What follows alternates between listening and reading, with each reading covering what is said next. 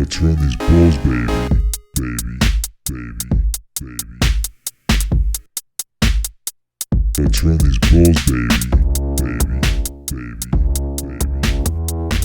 Hello world, this is Who Let the Bulls Out, coming back at you with this biographical video about Madame Christine Lagarde, the president-elect of the European Central Bank, a hyper-visible, hyper-connected, well-spoken, well-educated individual who will be making her mark on the global power and financial infrastructure in the years to come, and has already. So without further ado, who is Madame Christine Lagarde? Well, as of 2018, she was the number three most powerful woman in Europe. She has led the IMF since 2011, providing oversight and guidance for its 189 member countries, so she does big business at the global scale. Under her tenure, the IMF has navigated the Eurozone debt crisis, managed emerging markets in the developing world, and perhaps most importantly, she's asked central banks to adopt digital currencies. Woo! What? She's bullish on digital assets? Well, so are we here at the Who Let the Bulls Out channel. We're in good company with Madame Lagarde, so it seems. And she promotes groupthink, or the inclusion of women, alternative and feminist models of business and thinking in the financial world.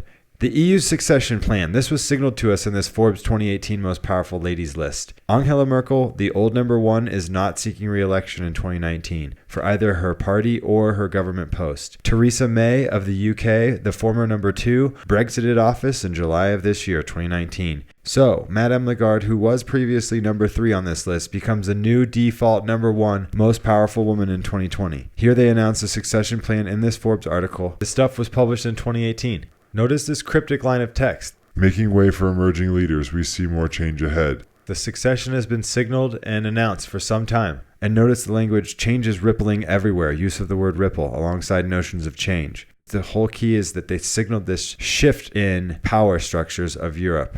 So when we look for the meaning here behind this promotion of Lagarde, we get into this notion of semiosis or semiotics, which loosely can be defined as the process of signification. This process creates a meaning that is signified not as a thing, but as a mental representation of a thing. So what matters most is what things convey, not essentially what they are. A semiotics of Madame Lagarde. She wears two colors, magazine gray and public power blue. That's a dark navy, almost black. The gray suit and hair have intended significance and meaning. Gray is a color of trust, of silver, the silver year suggesting middle age. This signifies experience and wisdom, leads us to trustworthiness, to faith and surrender as people. Gray is a symbol of neutrality, passivity, impartiality, non-judgment. AKA, I think gray will be the bad news color. Gray is a symbol of subjectivity. It's directly opposed to the schema of objectivity expressed as black and white. Gray is the union of black and white. It's synthesis. Also, gray evokes tech and achievement. It's the color of industry, industrial materials and appliances.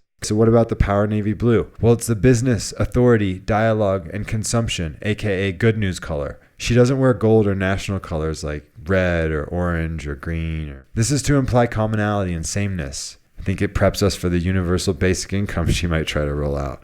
Also notice she wears high collars, always establishes high necklines, and wears scarves in the absence of a high collar. This is done to intentionally accent her face and hair. This promotes instant recognition, and the lack of neckline loops back to timelessness and agelessness. Also, programming. We are being programmed to identify her. She gets increased incremental media exposure so that we trust her just by mere association, by seeing her. This is that revealed meaning that we're talking about with semiosis. It's just by association. This notion of incrementalism is really hammered home well by Digital Nomad Investor on YouTube, at Digital Nomad INV on Twitter. Also, it's important to note that she's a non-elected, non-state actor. She's been promoted from the private sector as a lawyer into these high-level positions. She represents the global agenda and potentially a one-world government. I incorporate these pictures of Effie Trinket not by accident.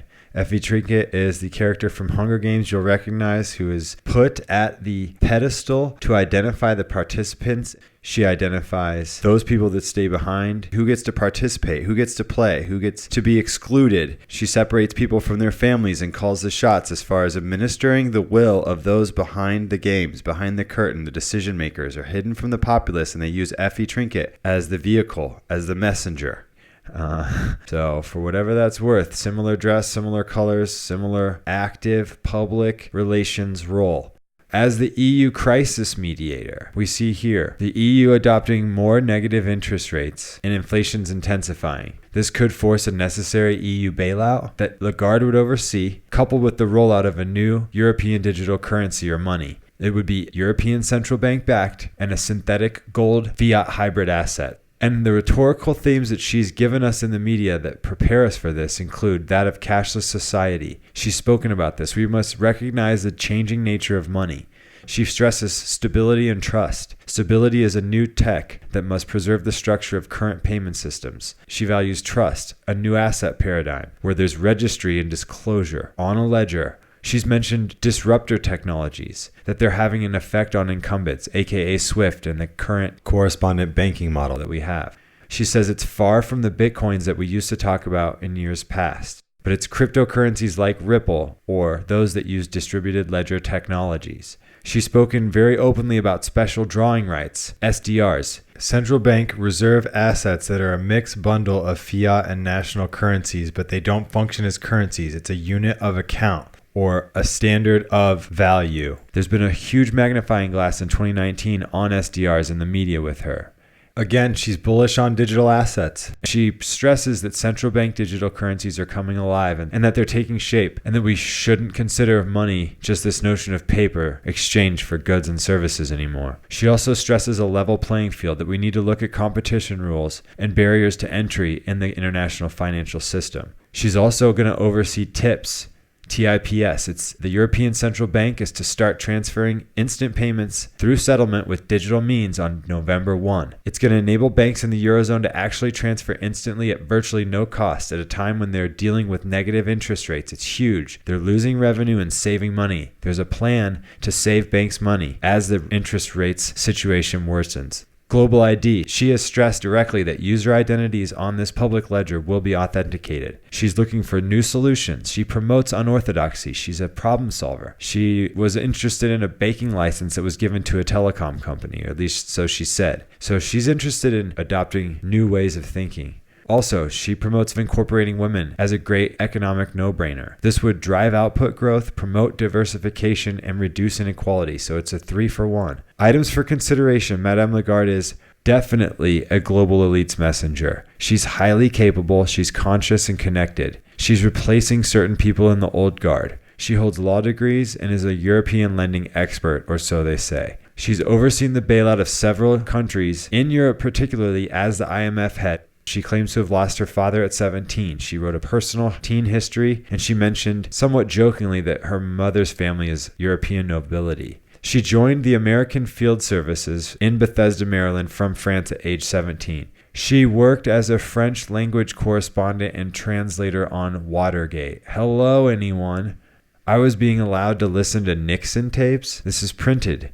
She befriended international students with foreign service relatives and parents. So people who are foreign service agents were her best friends, their children. This is her printed history on the internet. I'm not making this up. This is not a smear campaign. These are just merely facts that have been reported. Make of them what you will.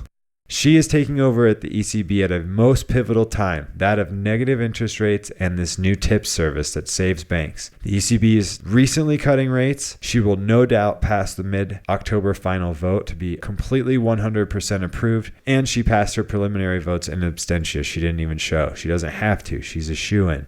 The EU in negative. Here's a nice shot of Rome in a negative. Enjoy that. ECB is cutting rates. They just shaved off another 1/10 of a point in the last meeting to negative 0.05 across the board. Travel agencies and banks in Europe are closing, and we're going to experience Brexit by October 31st. All this is happening before she takes over. I wanted to talk about what she's going to be overseeing. The ECB is managed out of Frankfurt. She's being approved for an 8-year term to last until at least 2027. One central bank for Europe oversees the 27 nation member banks, 19 of which are euro adopting. So there's one president, one VP, and 4 members or governors. Together, they manage interest rates, money supply, lending, foreign exchange, all payments, and the financial infrastructure. They're facing huge obstacles right now. Like they have historically low gold reserves. They have unemployment increasing in certain countries. They have inflation largely across the board, slowing growth, and several bankrupt and strained members that they're just dragging along. You've got the yellow jackets throughout Europe. You've got a nationalistic sentiment sweeping different countries. Things are hot in Europe right as she's taking over. The major takeaways here: she is a mouthpiece for the global elite. She may have ties to the nobility. She worked on Watergate and was promoted out of the private sector, where she worked for gigantic legal conglomerates here in the US, promoted into high-level French, IMF, and now European Central Bank non-state actor posts. Madame Lagarde will oversee a crisis in Europe, and then we'll see what she gets put up to do after that.